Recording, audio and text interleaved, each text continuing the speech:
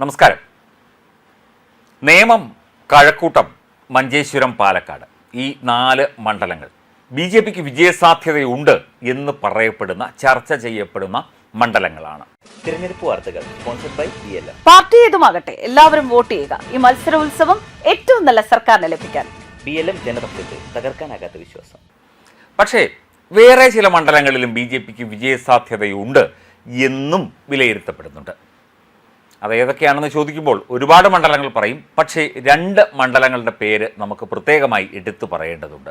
ഒന്ന് ആലപ്പുഴ ജില്ലയിലെ ഹരിപ്പാട്, ഒന്ന് തൃശ്ശൂർ. ആലപ്പുഴ ജില്ലയിലെ ഹരിപ്പാടെന്ന് കേട്ടപ്പോൾ പ്രേക്ഷകർ ഒന്ന് അന്താളിച്ച് കാണും. കാരണം മുഖ്യമന്ത്രിയാകാൻ തുനിഞ്ഞിറങ്ങുന്ന രമേശ് ചെന്നിത്തല ജിയുടെ മണ്ഡലമാണ് ഹരിപ്പാട്. മാത്രമല്ല അദ്ദേഹം ആലപ്പുഴ ജില്ലാ നിവാസിയാണ്, ചെന്നിത്തലക്കാരനാണ്. ഹരിപ്പാടിന് അടുത്താണ് ചെന്നിത്തല എന്ന പ്രദേശം. മാത്രമല്ല അവിടുത്തെ സിറ്റിംഗ് MLA കൂടിയാണ്. കോൺഗ്രസിന് വലിയ പ്രാമുഖ്യമുള്ള മണ്ഡലം കൂടിയാണ് ഹരിപ്പാട്. പക്ഷേ ഹരിപ്പാട് മത്സരിക്കുന്ന NDA സ്ഥാനാർത്ഥി, BJP സ്ഥാനാർത്ഥി സന്ദീപ് വാചസ്പതി എന്ന ആലപ്പുഴക്കാരൻ കൂടിയാണ്. ഇദ്ദേഹം മുൻപ് മാധ്യമ പ്രവർത്തകനായിരുന്നു. ഇപ്പോൾ ചാനൽ ചർച്ചകളിലൊക്കെ തന്നെ BJPക്ക് വേണ്ടി ചർച്ചകളിൽ പങ്കെടുക്കുന്ന, സജീവ രാഷ്ട്രീയത്തിൽ എല്ലാ തരത്തിലും ഇടപെട്ട് നിൽക്കുന്ന ഒരു പൊതുപ്രവർത്തകനാണ് സന്ദീപ് വാചസ്പതി. മാത്രമല്ല വിവിധ മേഖലകളിൽ, ആലപ്പുഴ ജില്ലയുടെയും കേരളത്തിൻ്റെയും വിവിധ മേഖലകളിൽ വരുന്ന വിഷയങ്ങളിലൊക്കെ തന്നെ ഇടപെട്ട് പ്രവർത്തിക്കുന്ന വ്യക്തി കൂടിയാണ് സന്ദീപ് വാചസ്പതി. തൃശ്ശൂരേക്ക് നോക്കുകയാണെങ്കിൽ പത്മജ വേണുഗോപാൽ മഹാനായ ലീഡറുടെ മകളാണ്. ലീഡറുടെ മകളാണ് എന്ന ഒറ്റ കാര്യം കൊണ്ട് കോൺഗ്രസ്സുകാർ പോലും പത്മജയ്ക്ക് വോട്ട് ചെയ്യും എന്ന് തൃശ്ശൂരുകാർ അടക്കം പറയുന്നു. അതുപോലെ ഹോൾഡാണ്. കഴിഞ്ഞ തവണ ഏതാണ്ട് 900 വോട്ടിനാണ് പത്മജ വേണുഗോപാൽ പരാജയപ്പെട്ടത്. അത് കോൺഗ്രസ് ടിക്കറ്റിൽ മത്സരിച്ചാണ്. എന്നാലും പത്മജ വേണുഗോപാലിൻ്റെ ആ വ്യക്തിപ്രഭാവം, ലീഡറുടെ മകൾ എന്നുള്ള ആ ഒരു പ്രത്യേക ശക്തി, അത് വോട്ടായി മാറും എന്ന പ്രതീക്ഷയിലാണ് BJP NDA. ഈ 2 മണ്ഡലങ്ങളെക്കുറിച്ച് കൂടി ചർച്ചകൾ തുടങ്ങിയിരിക്കുന്നു എന്നുള്ളതാണ് സമൂഹ മാധ്യമങ്ങളിലും ഒക്കെ തന്നെ നമുക്ക് കാണാൻ കഴിയുന്നത്. നമുക്ക് എല്ലാ മണ്ഡലങ്ങളും സത്യത്തിൽ പ്രവചനാതീതമാണ്. ഏത് മണ്ഡലത്തിൽ എന്ത് സംഭവിക്കും എന്നുള്ളത് ആളുകൾ വോട്ട് ചെയ്ത് കഴിഞ്ഞ് ഫലം വന്നെങ്കിൽ മാത്രമേ നമുക്ക് ശരിയായി പറയാൻ സാധിക്കുകയുള്ളൂ.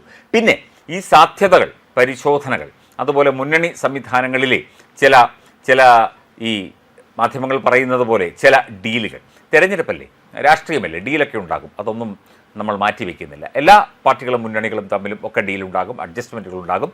അതുപോലെ വ്യക്തിപരമായ ചില ഡീലുകളും ഉണ്ടാകും എന്നും പറയപ്പെടുന്നതല്ല, സത്യവുമാണ്. അപ്പം ഹരിപ്പാട് മുഖ്യമന്ത്രി ആകാൻ തയ്യാറായിരിക്കുന്ന, UDF ജയിക്കുകയാണെങ്കിൽ മുഖ്യമന്ത്രിയാകാൻ തയ്യാറായിരിക്കുന്ന രമേശ് ചെന്നിത്തലയെ കടപുകഴ്ത്തി വീഴ്ത്തിക്കൊണ്ട് സന്ദീപ് വാചസ്പതി ഒരു നേരിയ ഭൂരിപക്ഷത്തിൽ, വലിയ ഭൂരിപക്ഷമൊന്നും അദ്ദേഹം പ്രതീക്ഷിക്കുന്നില്ല, എന്നാൽ പോലും ഒരു നേരിയ ഭൂരിപക്ഷത്തിലെങ്കിലും ജയിക്കാനുള്ള സാധ്യത ഇപ്പോൾ BJPയുടെ ആലപ്പുഴ ജില്ലാ ഘടകങ്ങളിലും കേരളത്തിലും ഒക്കെ തന്നെ ചർച്ചയായി തുടങ്ങി. അതുപോലെ തന്നെയാണ് തൃശ്ശൂരും. സന്ദീപ് വാചസ്പതിയും അതുപോലെ പത്മജ വേണുഗോപാലും ആയതുകൊണ്ടുകൂടിയാണ് ഇത്. ഞാൻ ആദ്യമേ പറഞ്ഞു, വ്യക്തിപ്രഭാവത്തിന് വലിയ പ്രാധാന്യമുണ്ട്. അപ്പം നേമത്തോടും കഴക്കൂട്ടത്തോടും പാലക്കാടിനോടും മഞ്ചേശ്വരത്തോടും ഒപ്പം ഈ 2 മണ്ഡലങ്ങൾ കൂടി ഇപ്പോൾ ചർച്ചയ്ക്ക് വന്നിരിക്കുന്നു എന്ന സ്ഥിതിവിശേഷമാണ് കേരളത്തിൽ സംജാതമായിരിക്കുന്നത്. ഈ ചർച്ചകൾ പുരോഗമിക്കുമ്പോൾ മറ്റ് ചില മണ്ഡലങ്ങൾ കൂടി, A ക്ലാസ് മണ്ഡലങ്ങൾ എന്ന് പറയുന്ന മറ്റ് ചില മണ്ഡലങ്ങൾ കൂടി ഇതിലേക്ക് കടന്നു വരുന്നുണ്ട്. അതിലൊന്നാണ് ഏറ്റുമാനൂർ നിയോജക മണ്ഡലം. അവിടെ 2020 മത്സരിക്കുന്നത്. അവിടെ VN വാസവൻ ശക്തനായ എതിരാളിയാണ് NDAക്ക്. ഒരു ആതിര D നായർ എന്നൊരു പെൺകുട്ടിയാണ് അവിടെ മത്സരിക്കുന്നത്. അവർ ബഹുദൂരം മുന്നിൽ പോയിക്കഴിഞ്ഞു എന്ന് പറയപ്പെടുന്നു. എന്തൊക്കെയായാലും BJPക്ക് പ്രതീക്ഷയ്ക്ക് വക നൽകുന്ന വാർത്തകളാണ് പുറത്തു വരുന്നത്.